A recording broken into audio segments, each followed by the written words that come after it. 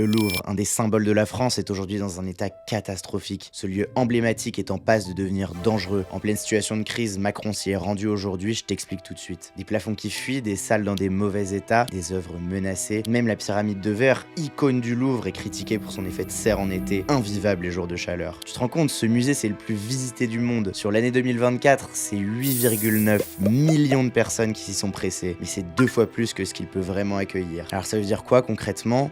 Des files interminables, des espaces bondés, et l'expérience, elle est plus du tout à la hauteur. Je te rappelle qu'il abrite des œuvres comme la Vénus de Milo, ou l'œuvre la plus connue du monde, la Joconde. Mais ces pièces se retrouvent étouffées par la foule. Pourtant le Louvre c'est bien plus qu'un musée, c'est un véritable moteur économique pour la France. Des millions de touristes, des milliards d'euros. Mais aujourd'hui, il est en péril. La situation est si grave qu'Emmanuel Macron s'est déplacé ce 28 janvier. Il a promis des annonces après un mémo alarmant de la direction du musée. Cela passera d'abord par la création d'une nouvelle grande entrée, vaste et efficace, qui permettra de rééquilibrer, là aussi, la manière de visiter. Mais est-ce suffisant? C'est bien plus qu'un lieu, c'est notre patrimoine et c'est notre fierté. Abonne-toi pour plus d'histoires.